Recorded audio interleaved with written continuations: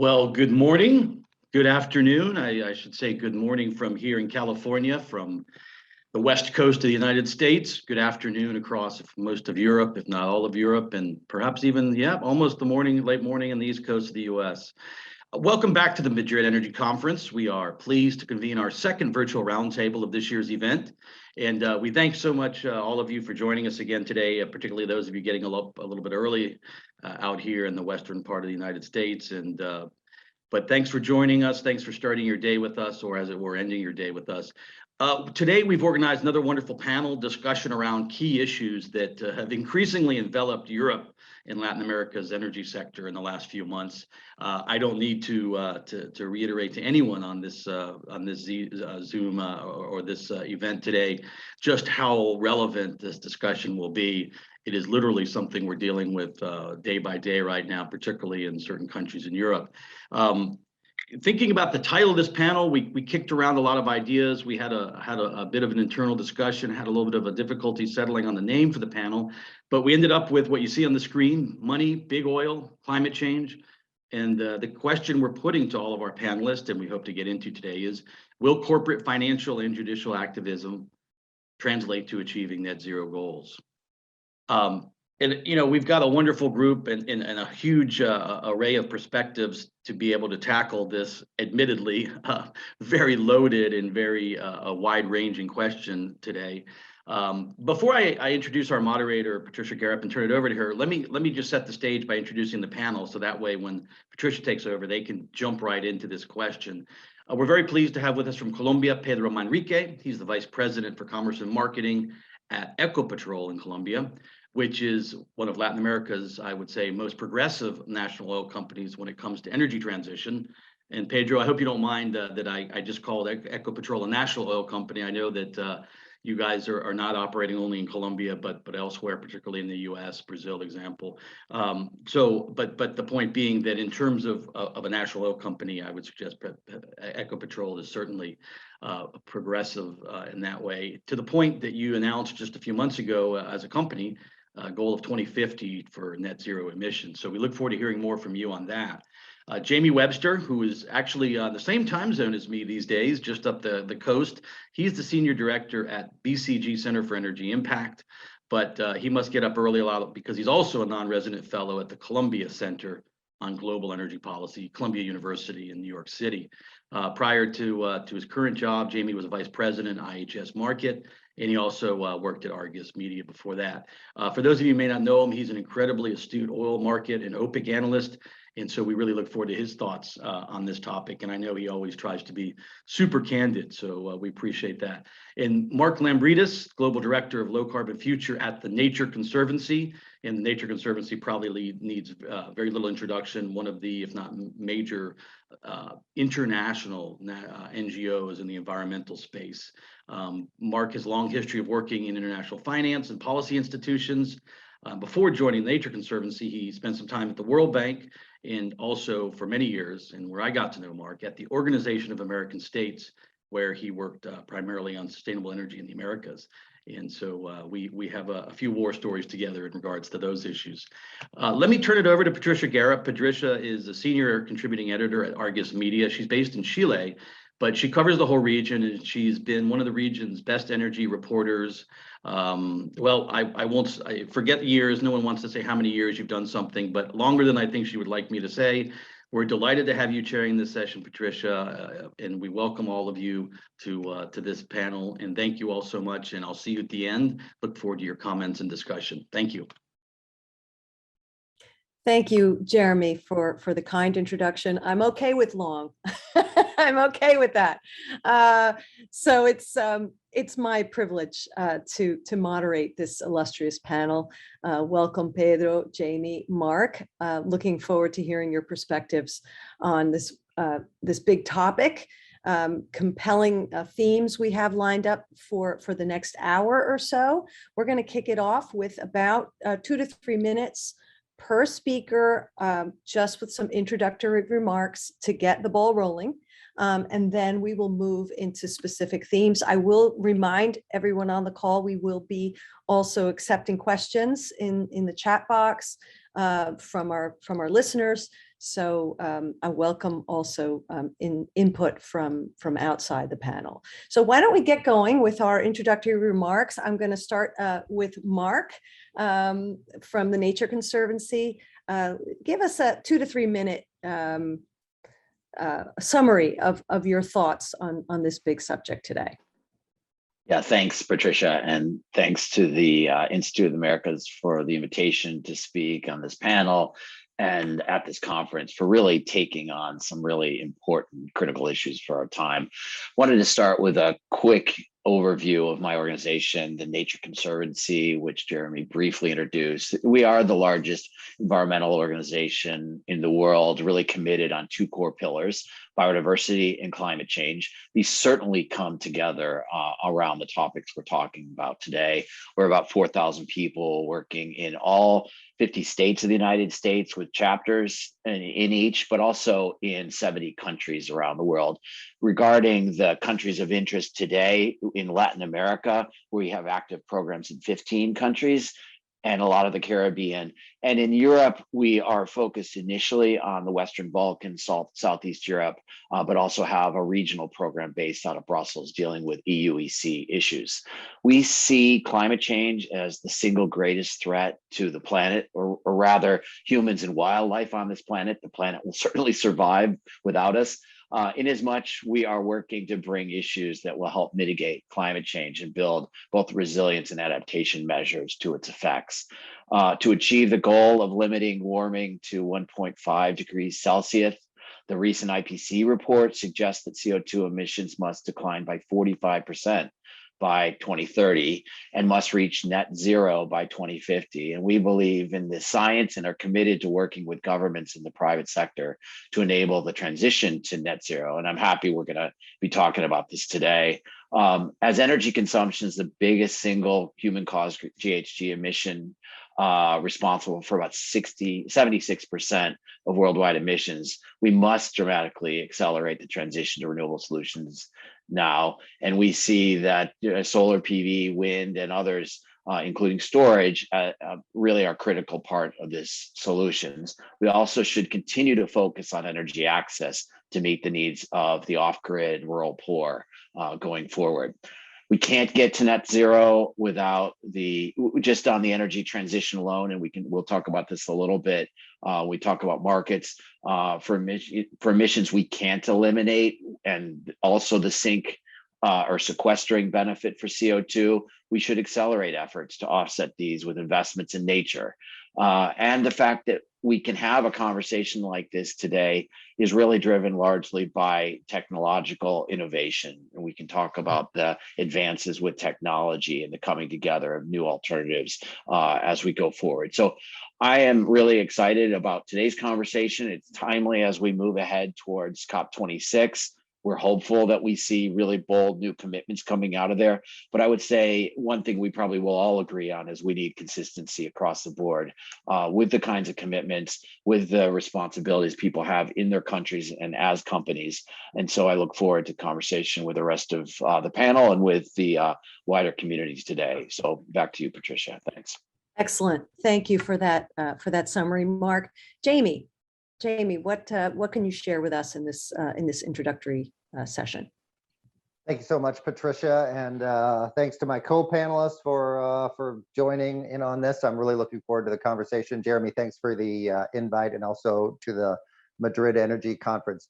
So I'm Jamie Webster, a traditionally known as a oil market analyst and an OPEC sort of guy, which I will say tends to come with baggage, particularly here on the US West Coast.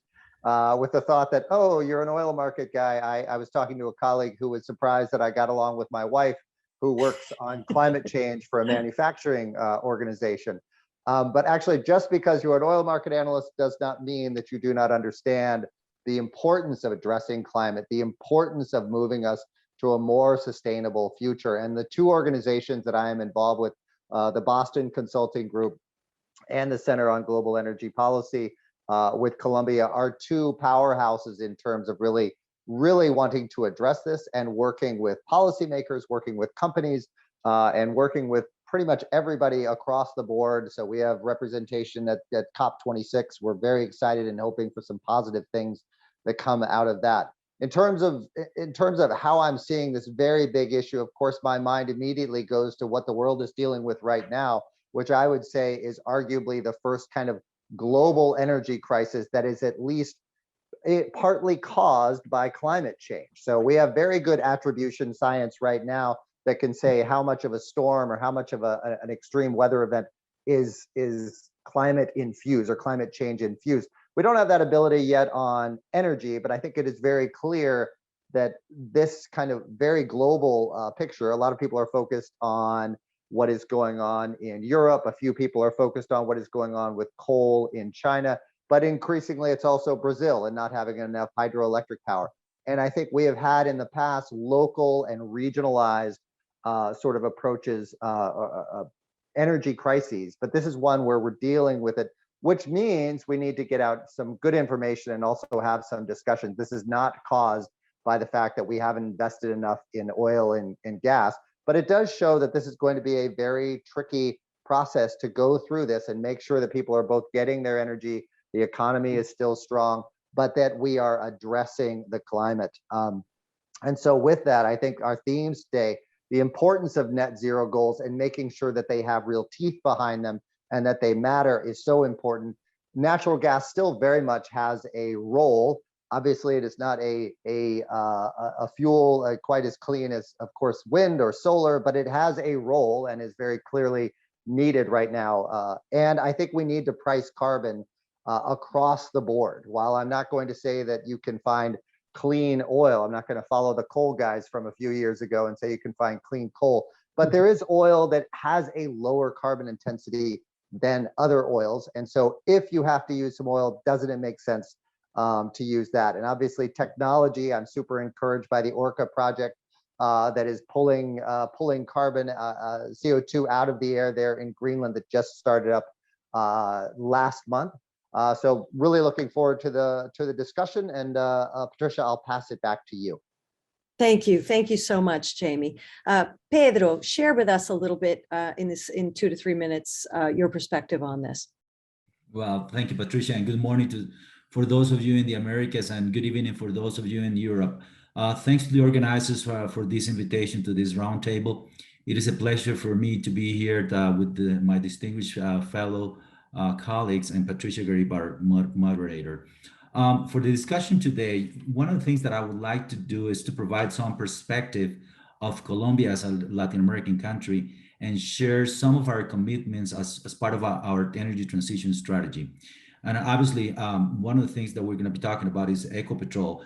As Jeremy said, we're a national oil company. We're 88% owned by the government of Colombia, and 12% of the company is floating in the market in New York and Bogota. So we call ourselves International NOC because we have presence in not only in Colombia, our main operation is obviously in the country, but also we produce crude and natural gas in offshore in the Gulf of Mexico in the United States. And also we have a joint venture with Oxy in the Permian that is producing above 50,000 of barrels equivalent per day. And we have a large presence also in Brazil.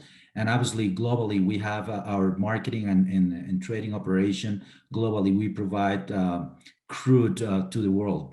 Most of the exports are going into the United States, Europe, and the Asian market that is more relevant every day. But one of the things that we're doing also in the company is that as an international NOC, we have become a leader in energy transition in the Latin American context. And let me start by saying that, Colombia, through its Ministry of Environment, has made a commitment under the Paris Agreement to reduce emissions by 51% in 2030 and endorses carbon neutrality by 2050. So Colombia's commitments involves all sectors and areas that are very important in this part of the world, in the tropics, which is basically avoiding deforestation, which is the largest contributor to the emissions and effects on climate. There are huge programs about restorations of forests and marine areas, expansion of protected areas in the country. As you know, we have rainforests that are very important for the well-being of the planet in the Amazon, across the Amazon, across the Putumayo River, and also the Orinoco River, which are the forests that require a lot of attention. Also, one of the contributors in this country to the climate change is agriculture, and obviously transportation. And it's interesting because obviously energy consumption and the energy we produce, the crude that we use in our refineries and fuels is another big contributor, but it's not the main one in this part of the world. So these commitments are from Colombia, and we as Ecopetrol, as the national oil company, we're fully aligned with the government targets. And we have made significant progress in identifying risk and opportunities around climate change and in incorporating decarbonization as part of our business, and have established clear ESG strategies. And we'll talk a little bit about the term that we coined here in Ecopetrol that we call technology, environmental, social, and governance, that are very important, and being technology and innovation a fundamental part of this strategy. Now, in line with Colombia's commitment to reduce its emissions by 51% in 2030, Ecopetrol this year made two big announcements. Last March, we announced our plan to achieve net zero carbon emissions by 2050, including scopes 1 and 2. And also the big announcement we made since the beginning of the year was the negotiation of acquiring ISA, which is one of the largest power transmission companies in Latin America.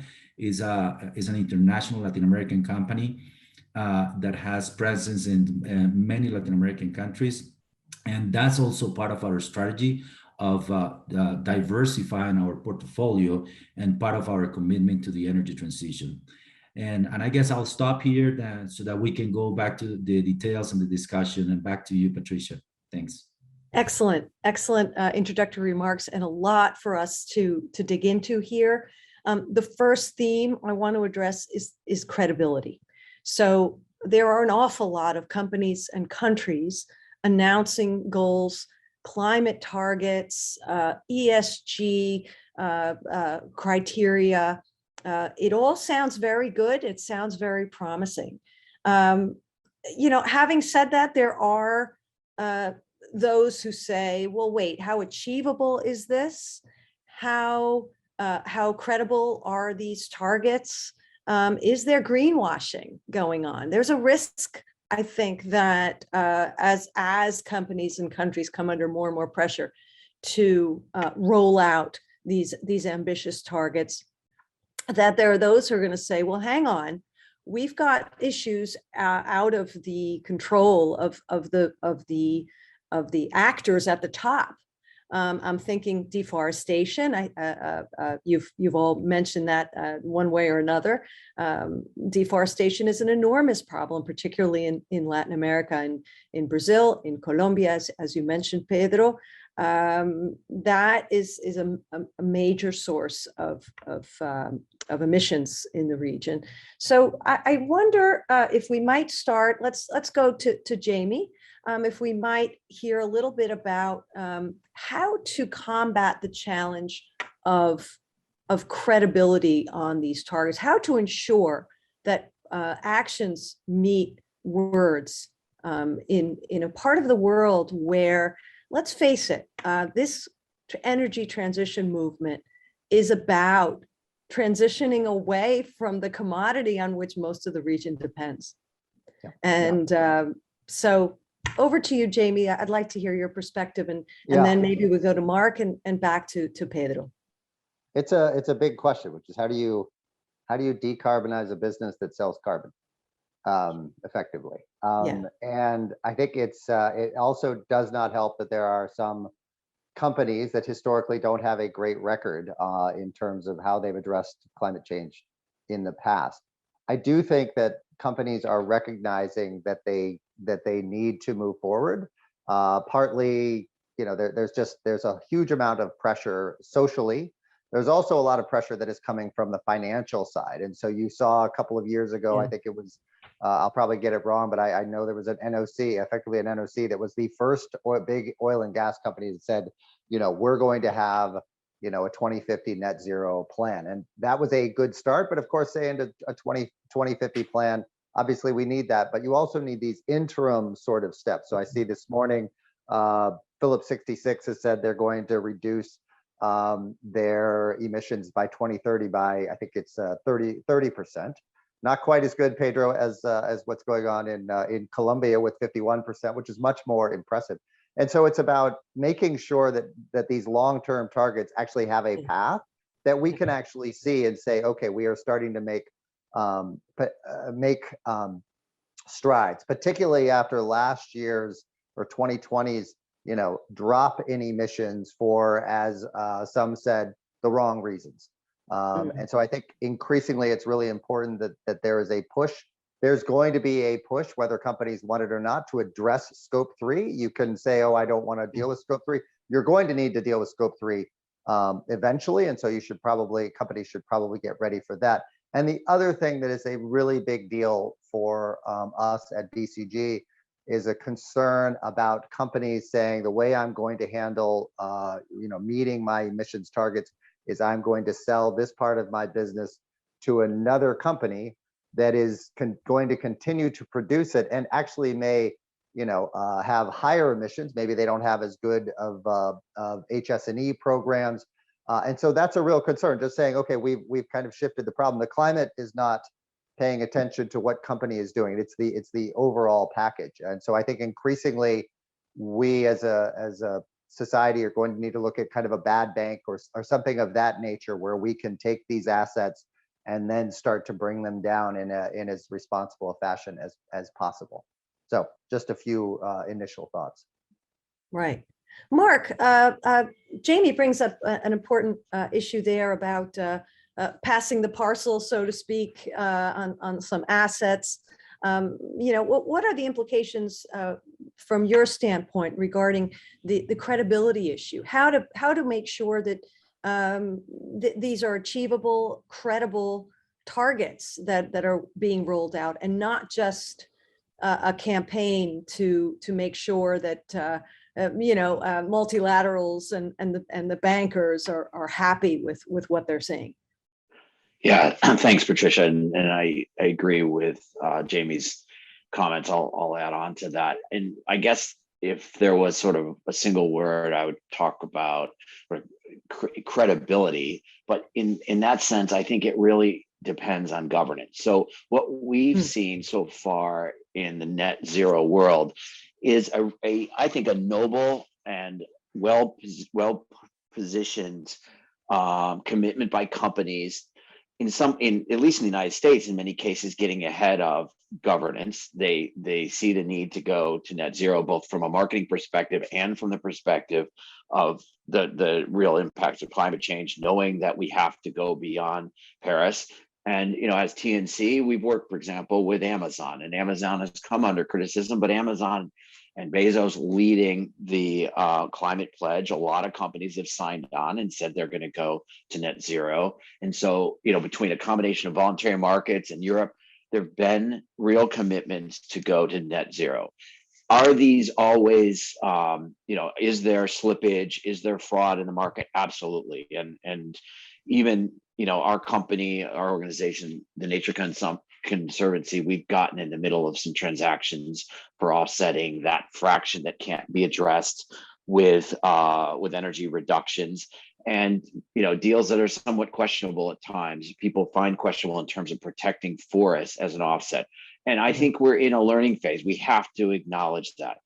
What I would say the best way to get to true commitments on this is for the global community to really establish firm laws. There's really not an international system of laws, but at COP26 and beyond, we really need to establish the bar and then build national systems in which to follow that, and then a trading system that allows for that. That'll get us into a much better framework where companies aren't sort of making up their own rules, and it really becomes mandated going forward. So we're hopeful that we will see that kind of framework, an international system going forward, as many people know, we're in a situation in the United States where the Biden administration is hoping to put forward some ambitious clean energy legislation. Our infrastructure bill is on the table today. And so these are critical times between what is happening at national levels and in the global community as we approach Glasgow. And so I will applaud companies that have set net zero targets. Is there some greenwashing? Yes. But I mean, I think we have to get ahead and establish ambitious targets, and as a community work together to learn how do we actually get there. We are never going to be 100% renewable energy. We always will need inputs from fossils and nuclear and other systems. But can we reduce to the maximum level? And then in those places where we cannot, we have to use nature-based offsets. Now, that's can be a very good thing, because if the financial systems follow those commitments, it'll drive a lot more resources into those natural solutions that we also need. And so again, there will be slippage, but will there be a lot more resources going into nature-based solutions? That is our hope. So I'll stop there. Yeah, no, excellent. And I think your candor with regard to the offsets is appreciated. It's a difficult one. And I know, Pedro, in Colombia, there's been a real emphasis on nature-based solutions and tackling deforestation in parallel to that. It sounds like, Mark, you bring up the issue of transparency with respect to, getting from A to B, how to make the criteria more transparent, how to measure, and how to show progress incrementally along the way. It's all great to talk about 2050. Not sure I'm going to be around in 2050, but me too. I mean, So Pedro, what are your thoughts on how to ensure that we can measure progress, and in a way that the stakeholders that are the beneficiaries of this, right? Not the folks in the corner office, but the person on the street will be able to sense, feel, and appreciate. What are your thoughts there from Colombia? Yeah, thank you, Patricia. And I think that Mark and Jamie touch on a few points on this thing about credibility. And it's not only credibility, but it's about reputation of the companies, because once you make an announcement, the market and the layman in the street and everybody, all the stakeholders are expecting to see actions and to just words followed by actions, like you said before. So Ecopetrol has made a conscious decision to position itself as a transformational force. So, but that was a few years back, even before the pandemic, before all these new trends accelerated, because what we saw last year, everything has been accelerated. So a few years back, there was a lot of discussion. Okay, how are we going to do this? How do we start? So we became part of the United Nations-led initiative called the Climate and Clean Air Coalition. That was one of the first steps that we took to reduce methane emissions. And let's not forget, methane does more harm to the environment than CO2. And that was one of the first things that we started, because there is a lot of methane leaks to the environment. So, and that requires a lot of work to do an inventory in all the operations that we have, because we produce oil, but also 16% of our portfolio is natural gas. So that was one of the first things that we did. And also we joined the World Bank's Zero Routine Flaring initiative. Flaring is a big issue across the oil and gas industry, and it does a lot of harm. Just by stopping routine flaring, we can accomplish a lot. So it took a lot of operational work and also capex to start, at least doing an inventory. Okay, where do we have leaks? Where are we doing routine flaring? And what can we do with this? So and again, that was kind of like the first step that we did a few years back. We're talking about 5-6 years ago.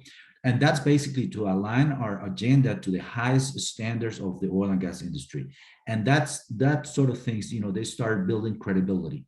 Okay, it's not just words, it's, actions, specific actions. And then, making sure that you announce it, making sure that you share that with the communities where we work with.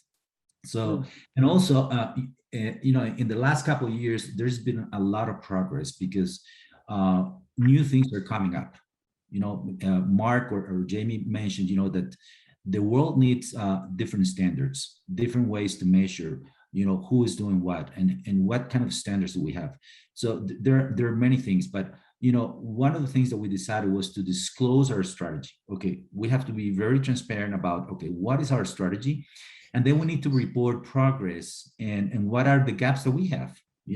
If we mention something and we're not meeting, we have to be very transparent and say, okay, we're doing this, but this is not enough. We need to change our strategy because, sometimes they work, sometimes they don't work. But most importantly, we have to be very transparent and report in platforms such as the Dow Jones Sustainability Index. We joined that a couple of years ago, and it requires a lot of work. I mean, we had to hire a bunch of people to focus on just doing this report. This is a huge report that takes a lot of time from a lot of people, but also from management. Also, we joined the Carbon Disclosure Project. And then the way we do this is using standards like Task Force on Climate-Related Financial Disclosures, or SASB, which stands for Sustainability Accounting Standard Board. So there are a lot of things that are helping us with that, building that transparency. And again, they're not easy. They require a lot of work, but they're necessary for companies like ourselves. When we represent a country, when we represent a government, we have to do these kind of things. Now, just to summarize, one of the things that we believe that are quite important is to basically adopt clear metrics and standards, that are credible strategies and action plans, and then communicate those to the market, to the stakeholders. Increase transparency through public available platforms like the ones that I just mentioned. And then the other thing that we're doing, that we're finding and we're learning, I think Mark mentioned something that is quite true, is we're in a learning phase. Yeah. For those of us that have some gray hair, I mean, we grew up in a completely different environment. I come from the upstream business. I spent 25 years in the upstream business. And now, everything is changing. Things that I'm seeing, every time we put together a business plan that we're talking today that we never thought we were going to be talking about, 5, even, 10 years ago. So one of the things that we need to promote is third-party verification processes. So who's going to verify? Okay, I'm telling the market that I'm doing this and this, that these are the results, but it cannot be self-verified. We need to find a credible third party, and there are many. Now they're very busy because everybody's hiding them because they're not enough. But verification is part of the process that keeps everybody transparent. Okay, this is exactly what I'm doing, and I'll stop here because I'm sure there's more derived from this discussion. But that's basically what we're doing ourselves that we believe works, and also we suggest to others that they need to follow in order to build that credibility. Yeah, thank you, Pedro, for sharing those concrete examples of how companies can ensure credibility and protect their reputation ultimately, as you rightly suggest. I mean, one thing does call my attention. I mean, the ESA, the merger with ESA, some people interpreted that as, hey, that's a way for Ecopetrol to dilute their carbon footprint, right? Because this is a transmission business primarily. So I think there was some interpretation of in that direction. Whether that's fair or not, I don't know. I'm going to give you a chance to answer that, but I want to also bring out the next sort of theme, which or one of the issues that came out in the preparation for this panel.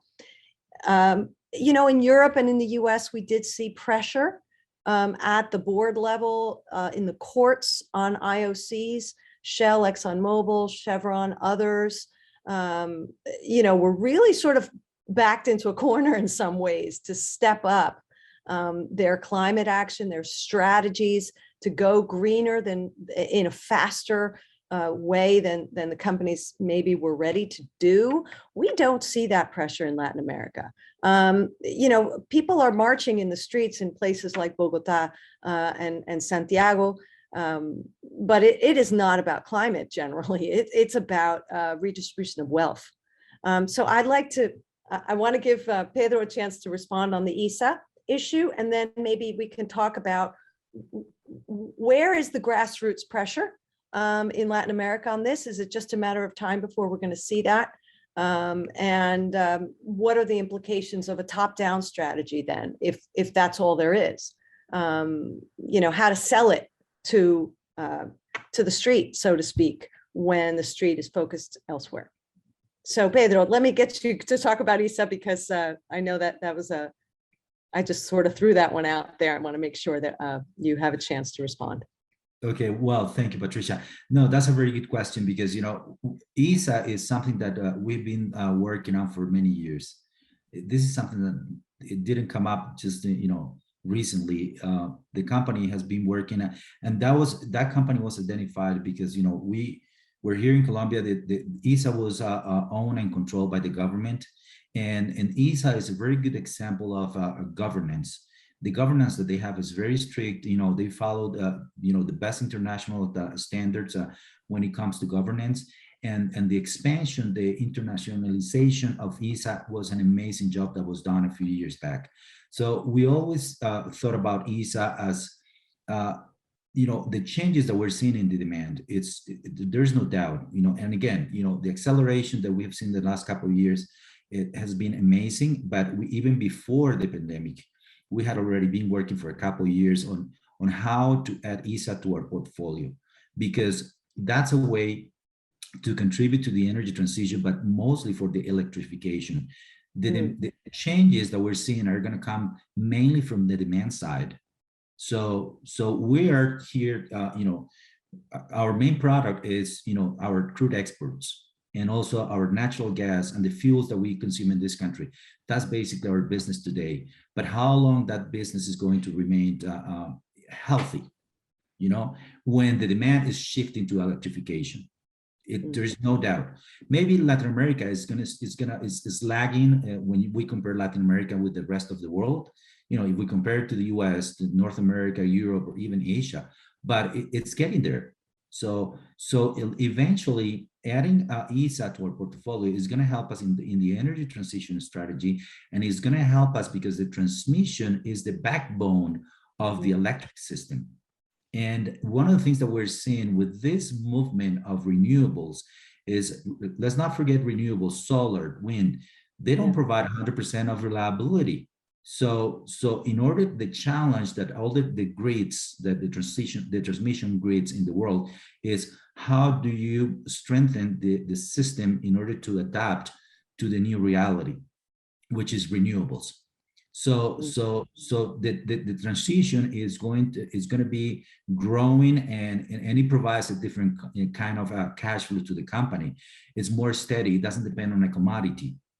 So when you look at all the positive things about ISA, and that you call it merging, we call it an acquisition or whatever, it's just part of our portfolio because we're very large compared to ISA, but it's adding a very interesting edge to our portfolio, and it's basically something that is very forward-looking and very unique. So we believe that was a huge step and a huge announcement that we made as a company, and that also shows our commitment to the energy transition. Right. Did you want to comment briefly? And I will just remind everybody, we don't have a whole lot more time, and we've got so much to talk about. But the issue of that pressure, there may be banking financial pressure on a company like Ecopetrol, right? You need to keep ties to the financial community, so there's some pressure there on ESG, right? But there isn't the same kind of pressure at the grassroots level that you see in Europe. I mean, what's your experience on that? And then briefly, I'll ask Jamie and Mark to comment on that as well. And let's try to keep it real short, guys, so that we can move on to the other issues. No, Patricia, you're right. We're getting a lot of pressure from the financial community. BlackRock, which is the largest investment fund in the world, they made an announcement a few years back that they were just moving away from hydrocarbons. and similar, many financial institutions are moving that way. So we get a lot of pressure from that side, but also from the communities that we work on. We have been, Ecopetrol has presence in 300 different places around the country. So it's probably the company that is more scattered around in this country. And every community is very concerned about their conditions. They're very concerned about the environment. They're very concerned about their social situation, about jobs, about how they can build a sustainable community. So we get a lot of pressure from many different directions. And obviously the board is very concerned about that. So and the board in Ecopetrol is the one that is driving and is helping achieve all the things that we have done in the last couple of years. So it's the pressure is true, is getting there, and as we move forward, the pressure is going to be stronger, I believe. Right, Jamie, what are your thoughts on that? So I agree with Pedro that the pressure is building, and where it matters is that as the pressure builds, as you have the BlackRock saying, we're not going to invest in this, as you have multilateral say, we won't invest in this, what will happen is there will be a nuance to that. So these companies will still be able to get money, but what it really matters is what is their cost of capital. And that is the real concern, is like, do I have a disadvantage on my cost of capital because I am not being forward leaning on climate? And then when it comes to the grassroots, I think increasingly you are going to see a push even by communities that maybe feel like they haven't, because there will start to be a recognition that some of these issues are also linked up with climate justice, because as we know, climate change is going to impact the poorest community members around the world, much more so than those that are well off. And I think there's where you'll see some pressure as well. Mark. Yeah, I would just follow on from Jamie's comment. I think that the justice issue is critical here. And I think we are going to see the grassroots movements growing in Latin America.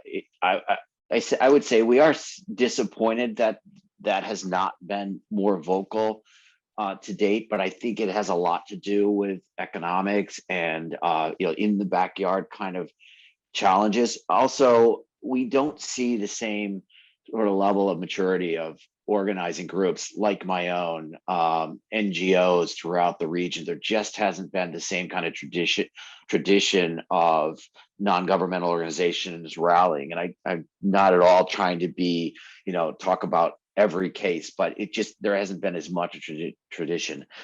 Yet we've seen some shining stars. I mean, we see what's happened in Costa Rica with real commitments to go to 100% renewables at a very rapid rate, and success in achieving that with the combination of their alternative renewables, geothermal and hydro.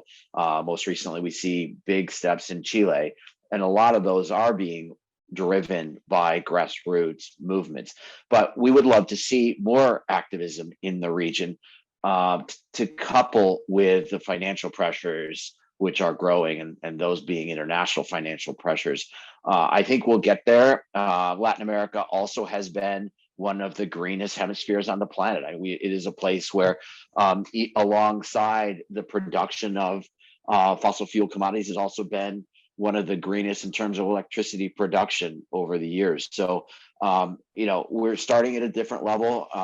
And so I think this next decade will be the critical one for the transition. And I expect that grassroots movements, as the impacts of climate change continue to grow, will start to become more vocal. And again, it comes back to my point that I think we need governance to pull these pressures together and give us some transparent, consistent rules and regs across the board, so that we're competing on level playing fields, not just at a country level, but globally. Yeah. I wonder where carbon pricing fits into all this. Do we need to move more aggressively on green taxes, carbon pricing, carbon markets? Is the world moving fast enough, and what are the implications for Latin America? I know Brazil is making some strides on this, Chile as well. We have seen some action. It seems a little scattershot at the moment, and it doesn't feel like it's perhaps moving in alignment with some of the more ambitious goals that we're hearing ahead of Glasgow. Jamie, I wonder if you could shed some light on that one. Sure. I think pricing carbon is immensely important. I know that there are some that here in the U.S. where they've, some have effectively given up on ever coming to something. But I think, depending on companies and individuals being self-motivated to focus on carbon, there's nothing quite like a visible or felt price to sharpen the mind and be like, okay, I want to buy this instead of this because it is cheaper, and not just I want to buy this because it is greener. It makes me feel good. It makes my wallet feel good.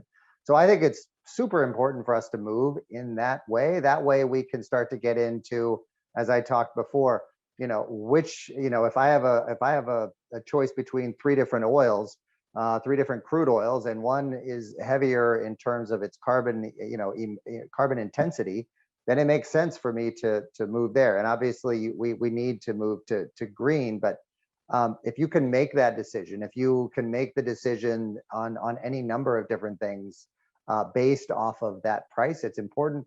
I don't anticipate we're going to get some global sort of thing, or anything like that.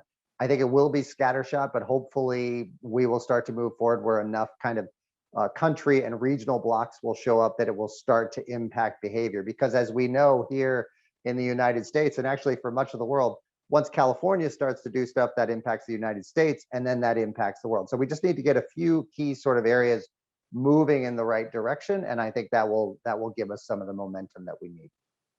Let me just follow up briefly with you on the issue of carbon border taxes, right? Because that's a touchy one for a lot of the region, which is very export oriented. I think of the country I live in, Chile, very export oriented. They're very worried about that. Same with Peru. The region, for the most part, bought into the free trade idea, the globalization idea, and suddenly, wow, wait, there are border taxes potentially around the corner. And our main export maybe is a commodity that we're supposed to be phasing out. What's the takeaway there, Jamie? What's the dilemma? I think it is. It's a huge dilemma for those companies that we're kind of counting on a long-term free trade. Now it's free trade with an asterisk, or that's kind of where we're moving to. And so I think for those companies, they need to recognize either find new markets, but also see where the direction of travel is going, which is that, it could be that you need to start changing how you are making your product or looking at another business model. There's no doubt that the energy transition and the need to address climate is going to impact some companies more so than others. But I am confident that there is enough business out there. But if you just say, this is what I've been doing for 30 years and I'm going to just keep doing this, you're going to have a hard time succeeding in a really rapidly changing world. Mark, do you want to shed some light on that from the TNC perspective? Sure. I don't have too much more to add. I do agree with Jamie. I don't think we expect a rigid global system, perfectly functioning market, but there is some work to do. As you know, the outstanding Article 6 around the COP process, we need to define the rules of the game. I sound like a broken record, but getting the rules right, and then establishing the frameworks, whether that's a carbon tax or an ETS, an emissions trading system of sorts. There are a number of ways. The economists would say the most direct way to do this would be a carbon tax, but also agreeing with Jamie, in the US, anytime we attach the word tax to something, it makes it very difficult in our country to pass it as such. So we disguise it as other things, which can work, but we need the rules of the game to give us the transparency to get there. And so, I think that the market side of this equation are critical. And then for the less developed countries, we really are encouraging the more developed countries to step up to the plate. There's this big commitment they're really needing to make around the next COP. We're talking $100 billion, and really put their money where their mouth is and channel resources to those countries in transition, so they have the opportunity to leapfrog into new technologies, new solutions, and do it in, doing it in a clean way, but also not jeopardizing their economies at the same time.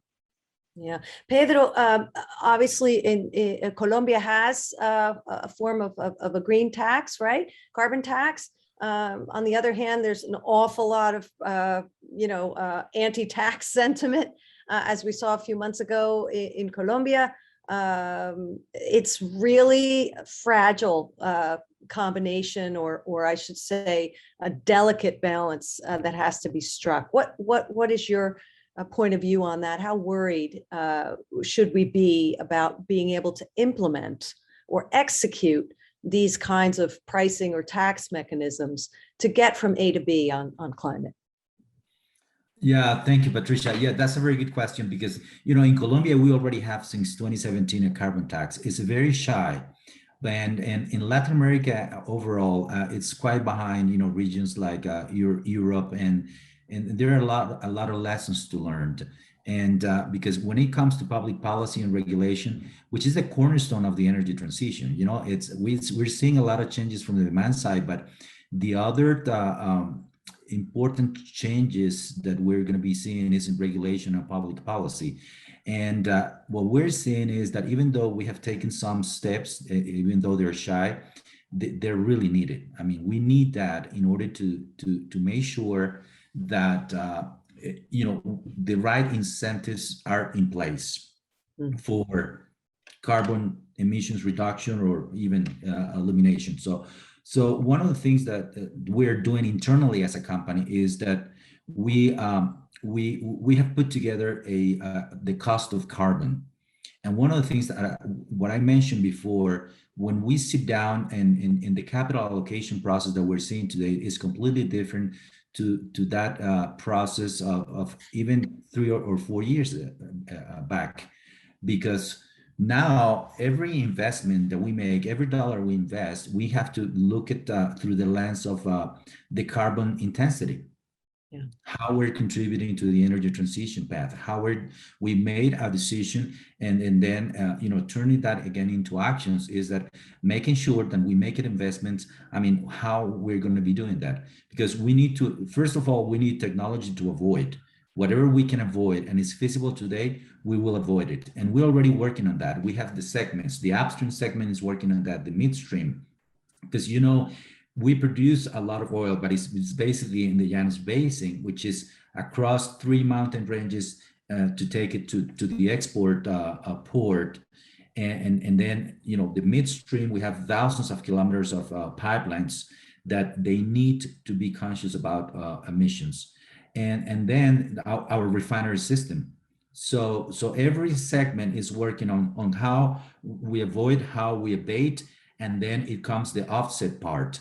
When it comes to the obviously the tax is going to be impacting whatever we have, the reality we have today. And as we decrease that, that's going to have a less impact. And then on the offset side, we're seeing a lot of opportunities, and that has been accelerated recently because our customers are requesting. I think Jamie said, okay, if somebody has the opportunity to buy this crude versus this other crude for the same price, but lower emissions, it's and everybody's asking you, what are your emissions, per barrel? So, and we're not there. I mean, Latin America is right in the middle. I mean, you can have the lowest cost, maybe, the North Sea, the Europeans, or maybe those in the Middle East, and then, Brazil and the Canadians. And let's not forget, Colombia exports heavy crude oil. So it is a concern to us how we're going to achieve that. So how we're going to lower that. And again, we're working on a pilot to export our first carbon compensated cargo, because now we're not talking about carbon neutral, because there is a lot of criticism, because neutral is whenever everything is being avoided, but not using offsets. And what kind of offsets and one of the challenges that we're seeing is what kind of offsets are we going to be using? So because there's so much, regionally in every place in the world.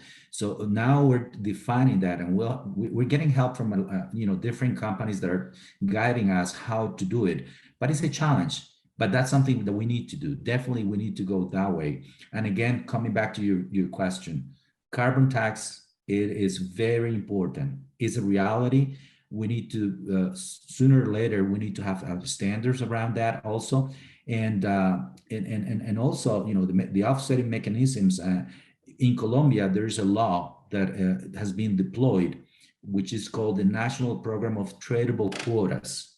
So that is going to help us a little bit, but we need to think more globally, because our crude and our products, they reach out to many different parts of the world. So what doesn't mean here probably doesn't have the same meaning elsewhere. So we need a lot of work, and we're learning in the process, but this is so exciting, to be honest, because everything is changing by the day. I mean, it's a tough one though, Pedro, because not all buyers care, frankly. Right? I mean, there are probably some buyers that are just want cheap barrels.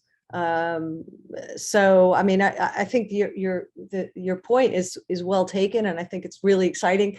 We're looking forward to hearing more about the carbon compensated cargo, but I think it probably is going to take time, in the sense that the market is uneven. Not everyone is going to have the greener standards, right? I wonder if Mark or Jamie want to comment on that.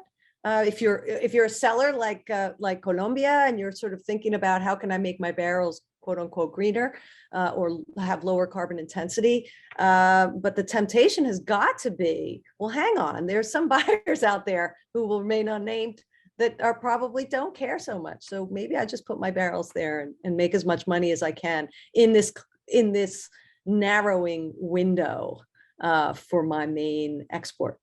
Thoughts on that, Mark or Jamie? Yeah, I'm not sure Go ahead, Mark. that much more to add on this, except to say that there's certainly going to be outliers, communities that are buyers who don't care. We need to address that.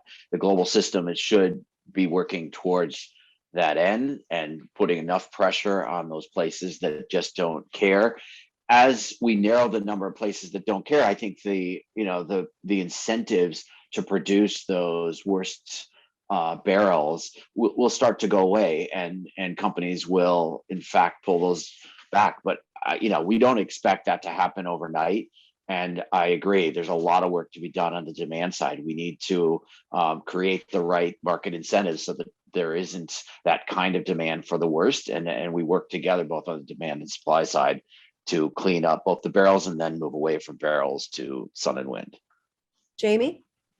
Yeah, I totally agree. We've addressed a lot on supply, but really you can't, if you just constrain supply, then prices are just going to go up, and that will encourage, kind of bad actors, and you will just you have to address demand. You can't just say, let's just keep it in the ground and then everything will be fine.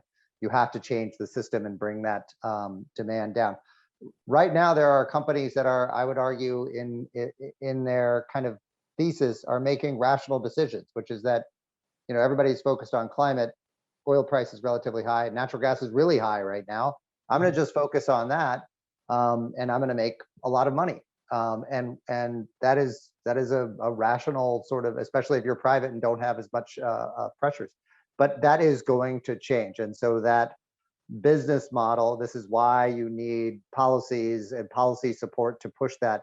But the business model will also change, because the structure of the market should hopefully change to where that outlook is not a profitable outlook. Right. So we only have a couple more minutes here. Just want to bring up technology briefly. We had a question out there about hydrogen. That's the new buzzword. Everybody wants to get in on the green or blue hydrogen game. A lot of risks though, right? I mean, maybe somebody turns around and invents something else all of a sudden.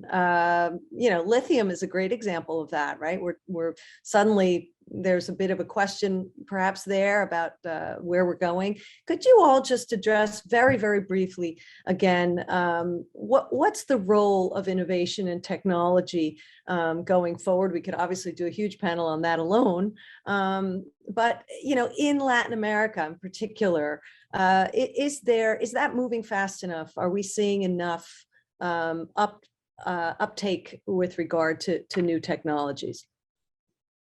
Pedro? Yeah, thank you, Patricia. Yeah, when it comes to technology, obviously, Latin America is kind of like a follower, and this hydrogen movement, everybody's kind of taking some actions. The government of Colombia yesterday, the president of the country and the minister, they announced the path forward on the hydrogen for Colombia, and particularly in Ecopetrol. We have a pilot in one of our, we have the Research Institute of Petroleum, Colombian Petroleum Institute, and they're working on a pilot to build an electrolysis hydrogen producer to produce green hydrogen. So that's basically the steps and actions we've taken. And obviously, we're the largest hydrogen producer in our refineries here in Colombia. But it's a gray hydrogen. It's not green hydrogen, right. And green hydrogen requires renewables. So we have a large renewables program in the company and in the country, and that is going to help us move forward. But obviously, the technology, there's still a lot of time for the technology to be mature, and what is most important, to be economic, to compete right. with the different alternatives, similar to what we saw with renewables a few years back. When you compared renewables with different other technologies, they were not competitive. So we need to wait until hydrogen is competitive, but everybody is taking some steps. So that huge gap that we have with some other countries is little by little, we're reducing the gap with some of the actions that we're taking as a country and as a company. Thanks, Pedro. Mark and Jamie, Mark, do you want to jump in on the technology issue before we wrap up? Yeah, real quickly, and I'll focus on the power sector side and pick up on something Pedro said earlier in the relationship with ESA and transmission. I mean, when we think about technology, I don't think we should think exclusively about inventing things and manufacturing things, but rather systems integration. And, even in the US where I live, the solar panels that we're getting from China. I mean, the competitive advantage to produce is there.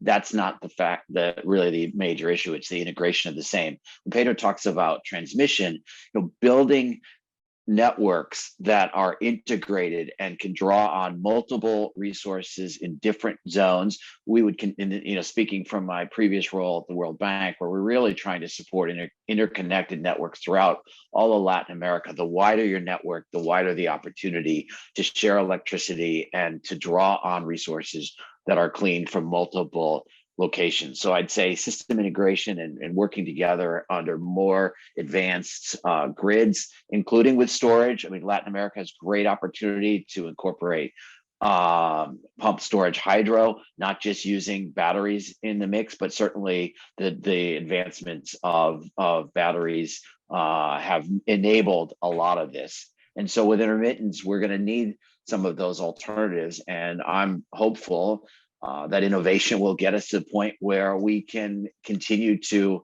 maintain the reliability that everybody expects, but at costs that really don't have to elevate from where they've been over the previous decades. Jamie, do you want to real quick to Mark's remarks? Yeah, so a lot of these technologies exist. They're just too expensive. Hydrogen is too expensive. CCUS is too expensive. What they need is a combination of more policy support to encourage companies to make more bets. And I'm hoping for a couple of companies to take some big risks and say, we're gonna, bet a part of the company, because what we know from solar and every other technology is if you keep repeating it, the cost will go down. And so we just have to keep repeating that, and that requires policy support and some brave companies. So I think that's really what we need, and we can get there. Excellent. I really enjoyed moderating this panel.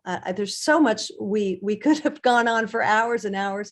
talking about it. I think it was perhaps a teaser for the Madrid Energy Conference. Lots to dig into. Really appreciate the candor of the panelists here, and I think again, a lot to look forward to, a lot more to hear about. So thank you again, and thank you for to the organizers for giving me this opportunity to moderate. I look forward to the Madrid Energy Conference next year. Fantastic. No, thank you, Patricia. Virtual applause, for a round of virtual applause for the wonderful discussion. You all absolutely squeezed it in. I mean, we put forward sort of these 4 broad concepts to discuss, and then, wow, you really did it. And I think you did it with, like you said, the candor and the kind of frankness that I think oftentimes is missing from this topic and discussion, right? And that's why people do bandy about terms like greenwashing. But you all addressed it. I mean, there were so many points. I'm not going to reiterate any of them at this stage of the game. But let's definitely keep this conversation going. Thank you, Pedro Manrique, Jamie Webster, Mark Lambridis, and of course Patricia Garrett for leading the way on the discussion. Fantastic. Thank you all. April 6th through 8th, 2022, Madrid Energy Conference, Madrid, Spain. It'll be the first large in-person event that the organizers do. We're all ready to get away from these Zoom meetings. I know, we all know. This panel's been fantastic, but by golly, we want to do it with either a cup of coffee or a beer, right? I mean, absolutely. On behalf of the Institute of the Americas, IPD Latin America, and Global Event Partners, I mean, that is the organizing committee. That is the group of organizers of this Madrid Energy Conference. It has been a pleasure. Have a wonderful Friday. Speaking of drinks, for those of you in Europe, you should be already drinking. For those of us here in the other time zones, maybe more coffee. We will see you all soon. Stay tuned. We'll share this video. We'll share more information. And best wishes to all of us, right? I think best wishes to all of us as we proceed down this path and really try and tackle what are monumental challenges and ones that we should never underestimate and just how difficult they are. So thank you. Have a wonderful day.